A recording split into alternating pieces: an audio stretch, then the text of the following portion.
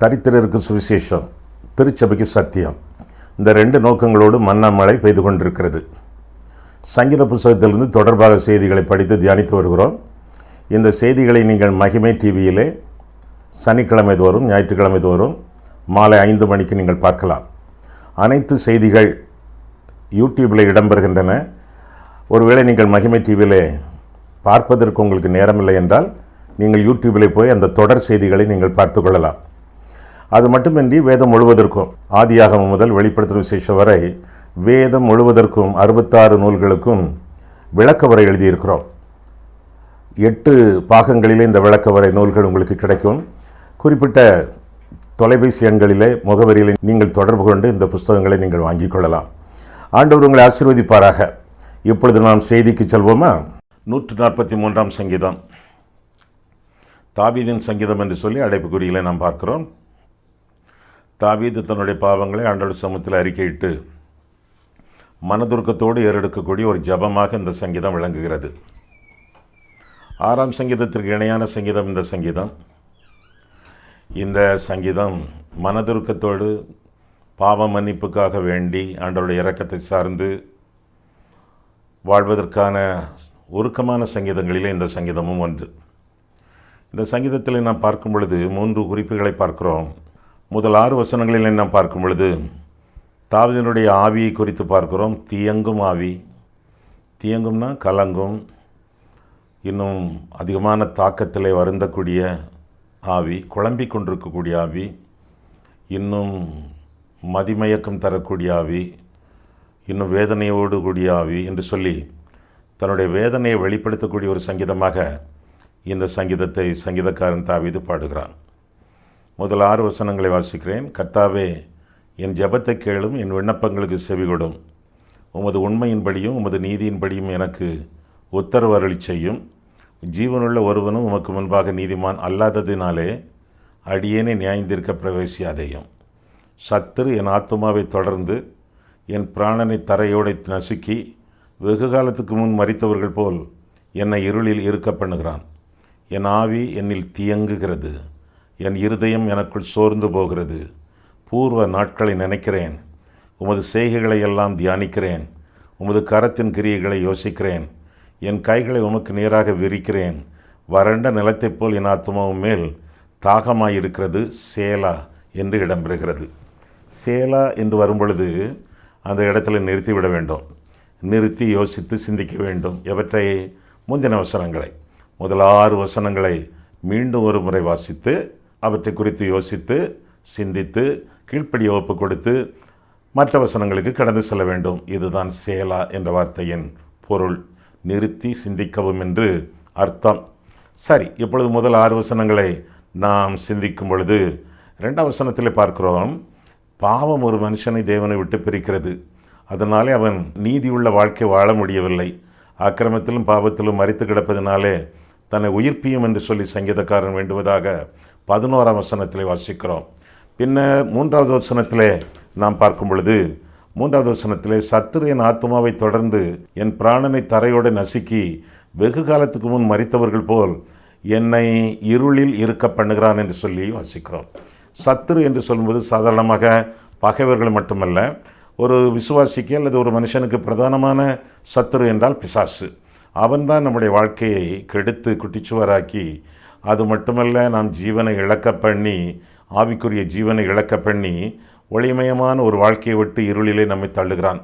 ஆனால் இருளில் நடக்கிற ஜனங்கள் பெரிய வெளிச்சத்தை கண்டார்கள் என்ற கருத்துப்படி, வேத வசனத்தின்படி ஆண்டவர் இருட்டாகிய பாவத்திலிருந்து வெளிச்சத்துக்கு தமிழத்திற்கு வர பண்ணுகிறார். இதைத்தான் 1 பேதுரு 2ஆம் அதிகாரம் 9ஆம் வசனத்தில் வாசிக்கும் பொழுது, நீங்களோ உங்களை அந்தகாரத்திலிருந்து தம்முடைய ஆச்சரியமான ஒளியினிடத்திற்கு வரவழைத்தவருடைய புண்ணியங்களை அறிவிக்கும்படி தெரிந்து கொள்ளப்பட்ட சந்ததி, ராஜரீக ஆசாரிய கூட்டம், பரிசுத்த ஜாதி என்று சொல்லி அந்த வசனத்திலே நான் வாசிக்கிறோம். ஆக பாவ இருளிலே இருக்கக்கூடியவர்கள் தேவனுடைய வெளிச்சத்திற்கு வரத்தக்கதாக ஆண்டவர் ஆவண செய்கிறார் என்று சொல்லி வேதம் நமக்கு கற்றுக் கொடுக்கிறது. இருள்மயமான எதிர்காலம் அல்ல, ஒளிமயமான எதிர்காலத்திற்குள்ளாகவே ஆண்டவர் நம்மை வழிநடத்த விரும்புகிறார். நான் உலகத்திற்கு வெளிச்சமாய் இருக்கிறேன், உலகத்திற்கு ஒளியாய் இருக்கிறேன் என்று கர்த்தர் கற்பித்தாரே, அப்பேற்பட்ட வாழ்க்கையை ஆண்டவர் ஒவ்வொருவருக்கும் கொடுக்க ஆயத்தமாக இருக்கிறார். அந்த வெளிச்சத்தின் வாழ்க்கையை வாஞ்சிக்கிறவர்களுக்கு மட்டுமல்ல, அந்த வெளிச்சத்தின் வாழ்க்கையை சற்றும் யோசித்து பார்க்காதவர்கள், எதிர்பார்க்காதவர்கள், இவர்களுக்கெல்லாம் அந்த ஒளியின் வாழ்க்கையை கொடுக்க ஆண்டவர் ஒவ்வொரு நாளும் விரும்புகிறார். யோவான் 8ஆம் அதிகாரத்திலே ஒரு ஸ்திரீ கையும் மெய்யுமாக பாவத்தில் கண்டுபிடிக்கப்பட்டவள், கல்லறிந்து அவளை கொல்ல வேண்டும் என்று கருதி அநேகர் கற்களை எடுத்துக்கொண்டு அவளை இழுத்துக்கொண்டு ஆண்டவர் முன்னால் போடுவதாக அந்த அதிகாரத்தில் நான் வாசிக்கிறோம். யோவான் 8ஆம் அதிகாரத்திலும் ஏறக்குறைய ஒரு 100-200 பேர் வந்திருப்பார்களே.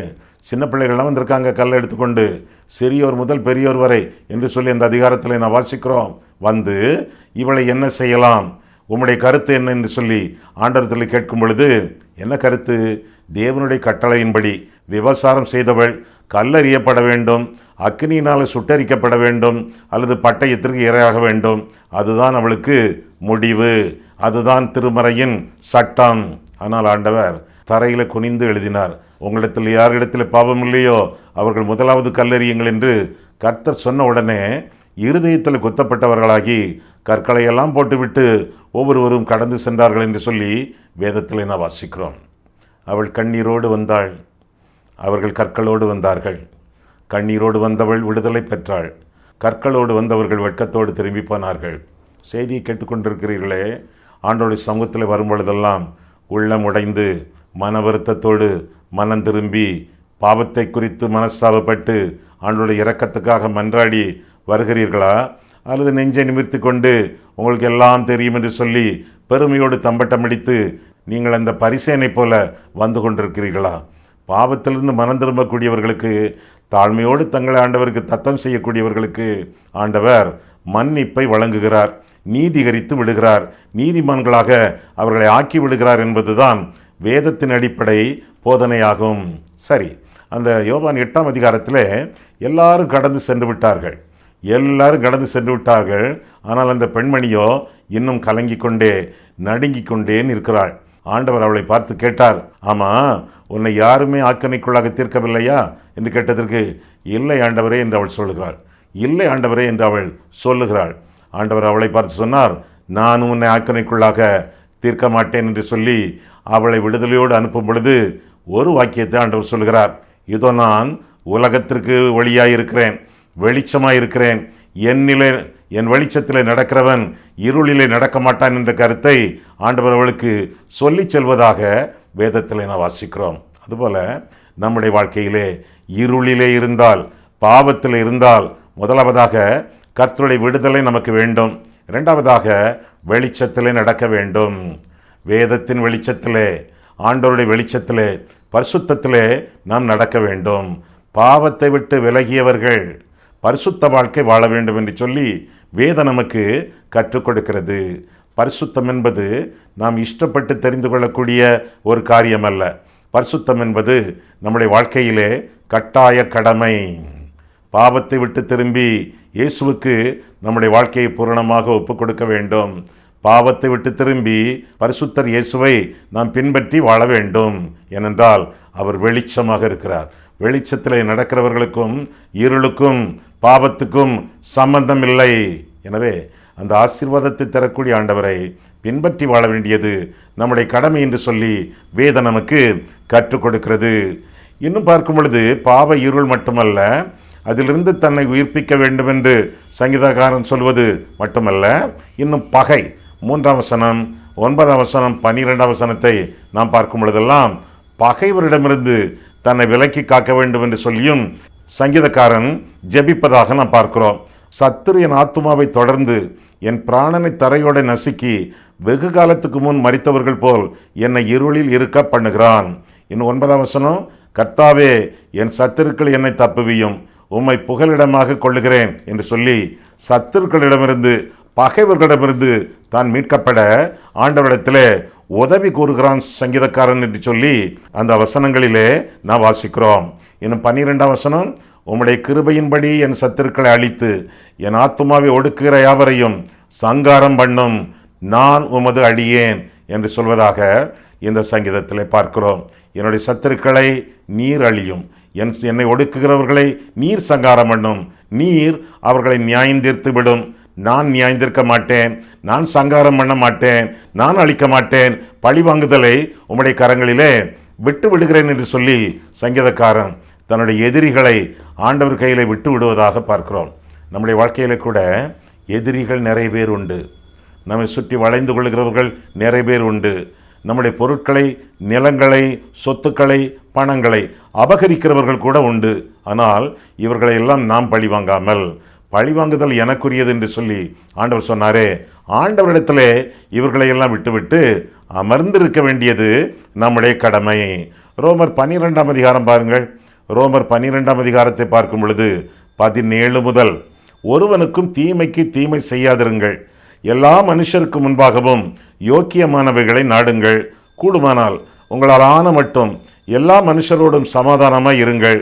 பிரியமானவர்களே, பழி வாங்குதல் எனக்குரியது, நானே பதில் செய்வேன் என்று கர்த்தர் சொல்லுகிறார் என்று எழுதியிருக்கிறபடியால் நீங்கள் பழி வாங்காமல் கோபாக்கினைக்கு இடங்கொடுங்கள்.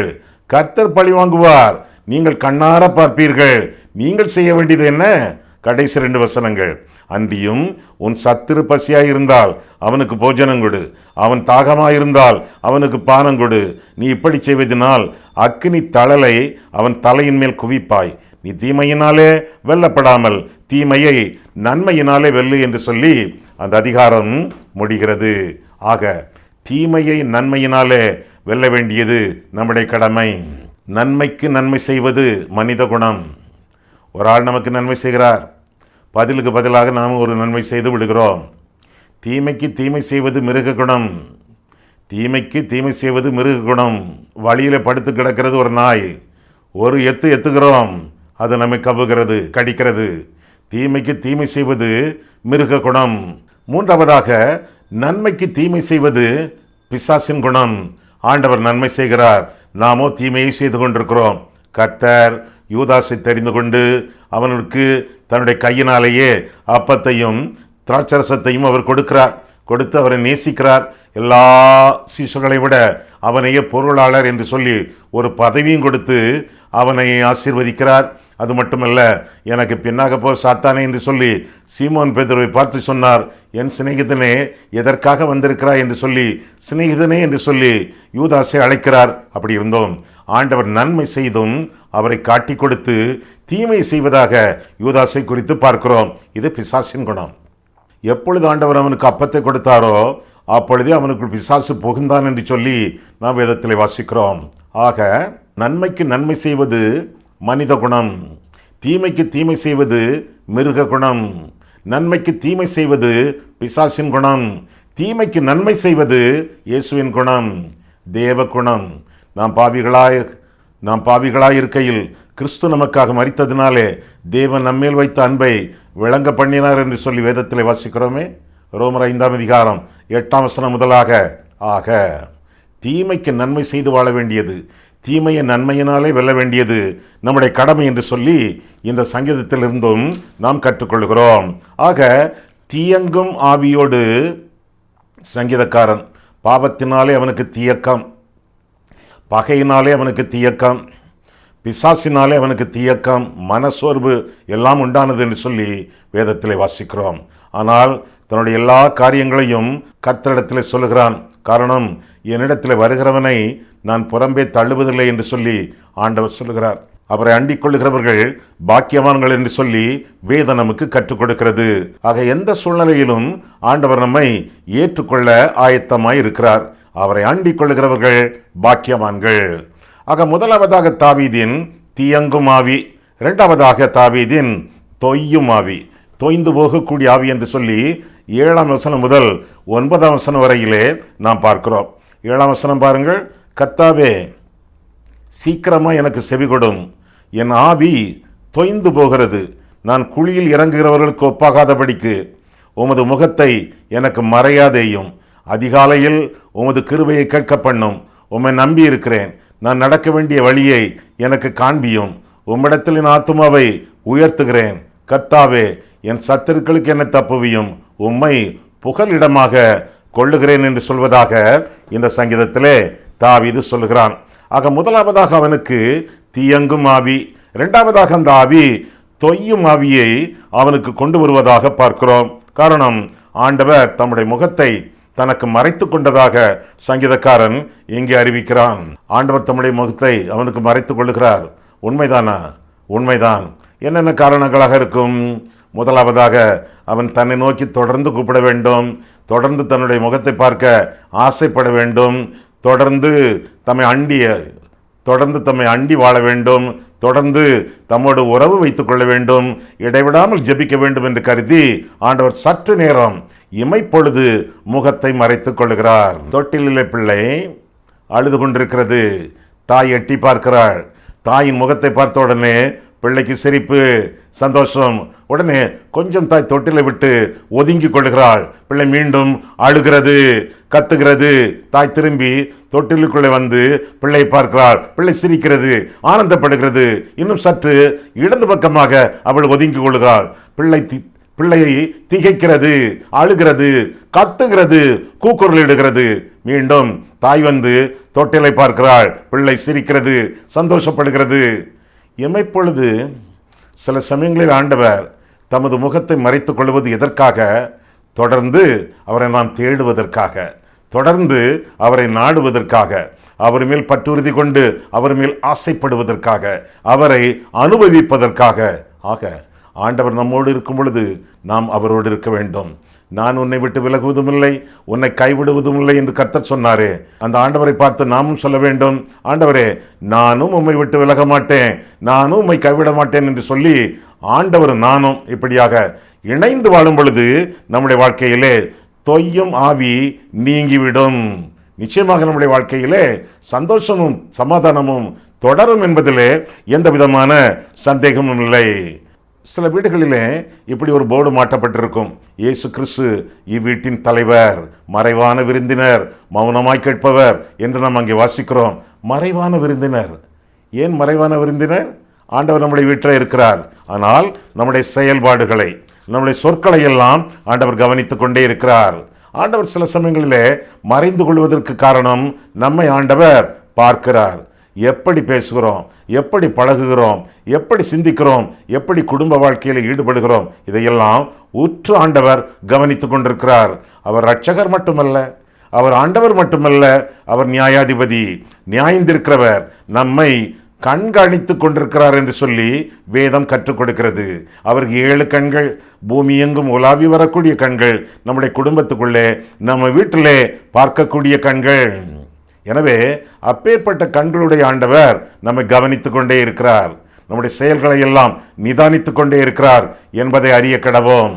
அது மட்டுமல்ல, அவர் தீமையை பார்க்க மாட்டாத சுத்த கண்ணன் என்று சொல்லி வேதத்தில் வாசிக்கிறோம். ஆண்டவருடைய முகம் சில சமயங்களில் மறைகிறது, கண்கள் மறைவது போல காணப்படுகிறது. எதற்காக? தீமையை பார்க்க மாட்டாத சுத்த கண்ணன்.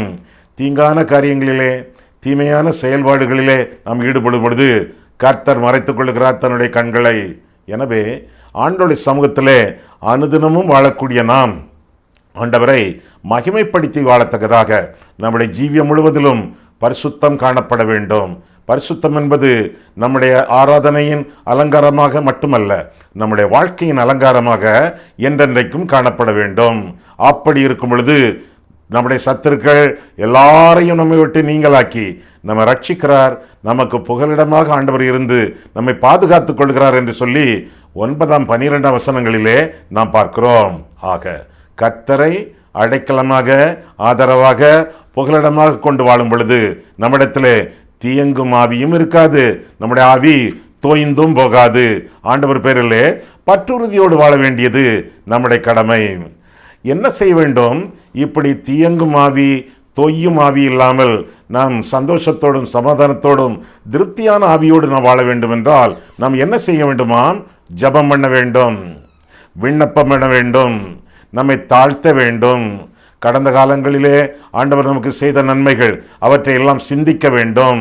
5ஆம் வசனத்திலே ஆண்டவருடைய நற்கிரியைகள், ஆண்டவருடைய பெரிய காரியங்கள் எல்லாவற்றையும் அவ்வப்போது யோசித்து பார்க்க வேண்டும். நம்முடைய கரங்களை கர்த்தருக்கு நேராக விரிக்க வேண்டும், அதாவது ஜெபிக்க வேண்டும். அது மட்டுமல்ல, ஆண்டவருடைய உதவியை எப்பொழுதும் நாடி ஜீவிக்க வேண்டும்.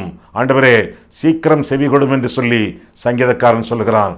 சீக்கிரம் அல்ல, சில சமயங்களில் சீக்கிரம், சில சமயங்களில் படிப்படியாக, சில சமயங்களில் கர்த்தருக்கு சித்தமான வேளையிலே செவி கொடுக்கும் ஆண்டவர் செவி கொடுத்தே தீருவார். இன்னும் பார்க்கிறோம், இன்னொரு ஆவியை குறித்தும் நாம் 10ஆம் 12ஆம் வசனங்களிலே பார்க்கிறோம். இன்னும் 142ஆம் சங்கீதத்தில் பார்க்கும் பொழுது இன்னொரு ஆவியை குறித்தும் சங்கீதக்காரன் புலப்படுத்துவதாக பார்க்கிறோம். முதலாவதாக தீயங்கும் ஆவி, இரண்டாவதாக தொய்யும் ஆவி, மூன்றாவதாக 10ஆம் வசனம் முதல் 12ஆம் வசனம் வரை பார்க்கும் பொழுது உமக்கு பிரியமானதை செய்ய எனக்கு போதித்தருளும், நீரே என் தேவன், உம்முடைய நல்ல ஆவி என்னை செம்மையான வழியிலே நடத்துவாராக. கர்த்தாவே, உம்முடைய நாமத்து நிமித்தம் என்னை உயிர்ப்பியும், உம்முடைய நீதியின்படி என் ஆத்துமாவை இடுக்கத்துக்கு நீங்களாக்கிவிடும்.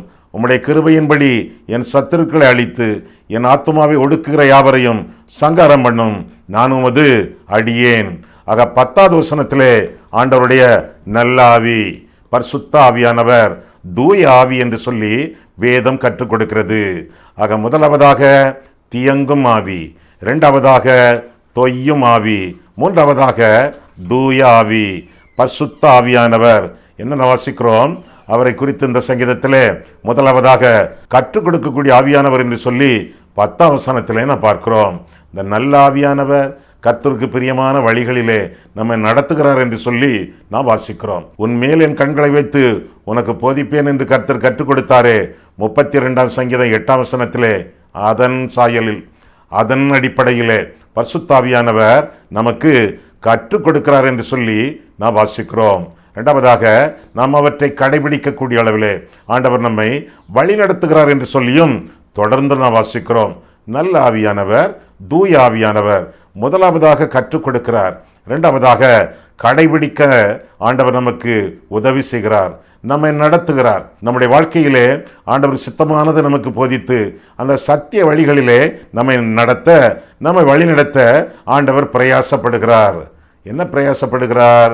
ஏனென்றால் ஆண்டவர் நமக்கு சித்த சுதந்திரத்தை தந்து விட்டாரே. Freedom of choice, freedom of will. ஆண்டவர் சித்த சுதந்திரத்தை தந்திருக்கிறார். நன்மையோ தீமையோ நம் இஷ்டப்படி நாம் தெரிந்து கொள்ளலாம். ஆனால் ஆண்டவர் நமக்கு உதவி செய்கிறார், நம்மை வழி நடத்துகிறார். அவர் போதித்தவற்றிற்கு கீழ்ப்படிந்து நடக்க ஆண்டவர் நம்மை வழி நடத்துகிறார். என 11ஆம் வசனத்திலே நம்மை உயிர்ப்பிக்கிறார். அக்கிரமத்திலும் பாவத்திலும் மரித்து கிடக்கக்கூடிய மக்களை ஆண்டவர் உயிர்ப்பிக்கிறார் என்று சொல்லியும் வேதத்திலே நாம் வாசிக்கிறோம். பாவத்திலே அக்கிரமத்திலே வாழ்கிறவர்கள் செத்து போனவர்கள் என்று சொல்லி வேதம் கற்றுக் கொடுக்கிறது. எபேசியர் 2ஆம் அதிகாரத்திலே அப்பேற்பட்டவர்களுக்கு ஆண்டவர் ஜீவன் கொடுக்கிறார். கெட்டவர்களை நல்லவர்களாக மாற்ற ஆண்டவர் வரவில்லை, செத்தவர்களுக்கு ஜீவன் கொடுக்க ஆண்டவர் வருகிறார். அந்த ஜீவன் எப்படிப்பட்ட ஜீவன்? அது பரிபூரண ஜீவன், நித்திய ஜீவன், இயேசுவாகிய ஜீவன், ஆண்டவராகிய ஜீவன். ஆண்டவராக இயேசு கிறிஸ்துவை இருதயத்தில் இரட்சகராக ஏற்றுக்கொள்ளும் பொழுது அந்த நித்திய ஜீவனை நம்முடைய வாழ்க்கையிலே பெற்று நித்திய ஜீவனாகிய பரலோகத்திற்குள்ளே ஒரு நாளிலே நாம் வந்தடையத்தக்கதாக ஆண்டவர் நம்மை, ஆவியானவர் நம்மை வழி நடத்துகிறார். தேவன் தம்முடைய ஒரே பேரான குமாரனை விசுவாசிக்கிறவன் எவனோ அவன் கெட்டு போகாமல் நித்திய ஜீவனை அடையும்படிக்கு அவரை தந்தருளி இவ்வளவாய் உலகத்தில் அன்பு கூர்ந்தார். நித்திய ஜீவனை நாம் பெற்றுக்கொள்ளத்தக்கதாக ஆண்டவராக இயேசு கிறிஸ்துவாகிய அந்த ஜீவனை நாம் பெற்று வாழ வேண்டியது நம்முடைய கடமை. குமாரனை உடையவன் ஜீவனை உடையவன், தேவனுடைய குமாரன் இல்லாதவன் ஜீவன் இல்லாதவன் என்று சொல்லி வேதத்திலே வாசிக்கிறோம். சில சமயங்களிலே அதிகாரிகளை எண்ணுகிறோம், சில சமயங்களிலே அரசியல்வாதிகளை எண்ணுகிறோம், சில சமயங்களிலே நமக்கு பிடித்தமான நடிகர்களை எண்ணி பார்க்கிறோம். இவர்களெல்லாம் ஆண்டவராக இயேசு கிறிஸ்துவை இரட்சகராக ஏற்றுக்கொள்ளவில்லை என்றால் ஜீவன் இல்லாதவர்கள், தெளிவாக செத்தவர்கள். இவர்களுக்கு தேவை நம்முடைய பாராட்டுமல்ல, ஓட்டுமல்ல. இவர்களுக்கு தேவை ஜீவன், ஆண்டவராகிய தெய்வம் இயேசு கிறிஸ்து. இவர்களுக்கு நீங்கள் ஆதரவாளராக இருப்பதை காட்டிலும், இவர்களுக்கு நீங்கள் விசிறிகளாக இருப்பதை காட்டிலும் இவர்களுக்காக ஜெபியுங்கள். காரணம், குமாரனை உடையவன் ஜீவனை உடையவன். தேவனுடைய குமாரன் இல்லாதவன் ஜீவன் இல்லாதவன். உங்களுக்கு பிரியமான நடிகர்களோ அரசியல்வாதிகளோ அமைச்சர்களோ ஆளுநர்களோ அவர்களுக்குள்ளே ஜீவன் உண்டாயிருக்கத்தக்கதாக, இயேசு பிரவேசிக்கத்தக்கதாக அந்த ஆத்துமாக்களுக்காக ஜெபிக்க வேண்டியதும் நம்முடைய கடமை. காரணம், பரிசுத்த ஆவியானவர் உயிர்ப்பிக்கும் ஆவியானவர். அது மட்டுமல்ல, 11, 12 வசனங்களிலே விடுதலை தரக்கூடிய ஆவியானவர் என்றும் வாசிக்கிறோம். 2 கொரிந்தியர் 3 17 வசனத்திலே பார்க்கும் பொழுது கர்த்தருடைய ஆவி எங்கேயோ அங்கே விடுதலை உண்டு என்று சொல்லி வேதத்திலே வாசிக்கிறோம். பரிசுத்த ஆவியானவர் பாவங்களிலிருந்து நம்மை விடுவிக்கக்கூடியவர் என்ற கருத்தையும் நாம் வேதத்திலே வாசிக்கிறோம். ஆக 3 விதமான ஆவிகளை இந்த சங்கீதத்திலே பார்க்கிறோம். முதலாவதாக தியங்கும் ஆவி, இரண்டாவதாக தொய்யும் ஆவி, மூன்றாவதாக தூய ஆவி. பரிசுத்தாவியானவர் நம்முடைய வாழ்க்கையில பிரவேசிக்கும் பொழுது ஆண்டவர் நம்மை ஆண்டு நடத்துகிறார். நாம் ஜீவனை பெறுவது மட்டுமல்ல, மற்றவர்களும் அந்த ஜீவனை பெறுவதற்காக வழிகாட்டிகளாக, ஜப வீரர்களாக, செயல் வீரர்களாக வாழ வேண்டியது நம்முடைய கடமையாகும். கண்களை மூடுவோம், கர்த்தரை பார்ப்போம். அன்புள்ள ஆண்டவரே, உம்முடைய வசனத்தை ஆராயவும் எங்கள் வாழ்க்கையை ஆராயவும் எங்களை வழிநடத்தினீர். அதற்காக ஸ்தோத்திரம் சுவாமி. தீயங்கும் ஆவி, தொய்ந்து போகும் ஆவி எங்களிடத்தில் காணப்பட்டாலும் தூய ஆவியானவர் எங்களுக்காக இருப்பதனாலே ஸ்தோத்திரம். தூய ஆவியானவருடைய செயலாற்றுதலுக்காக எங்களுடைய வாழ்க்கையை நாங்கள் பூரணமாக ஒப்பு கொடுத்து நாங்கள் உண்மையான உயிர் பெறவும், எங்களுடைய வாழ்க்கையிலே வழிகாட்டுதலுக்காக வந்தீரே, உங்களுடைய வழிகாட்டுதலை நாங்கள் வாழ்க்கையிலே அனுபவிக்கவும், அது மட்டுமல்ல ஆண்டவரே, ஜீவன் இல்லாதவர்களுக்கு ஜீவனை கொடுக்கத்தக்கதாக ஆத்தும ஆதாய பணிகளை அனுதினமும் நாங்கள் ஈடுபடவும், அழியும் ஆத்துமாக்களுக்காக ஆதூரத்தோடு ஜெபித்து ஆண்டவருடைய மந்தையில் அவர்கள் வந்து சேரத்தக்கதாகவும் உம்முடைய அன்பு பிள்ளைகளாக நீர் எங்களை வழிநடத்தும். உம்முடைய நல்ல ஆவியானவருக்காக நாங்கள் ஸ்தோத்திரம் செலுத்துகிறோம். இயேசு கிறிஸ்துவின் நாமத்தில் ஜெபிக்கிறோம் பிதாவே, ஆமேன்.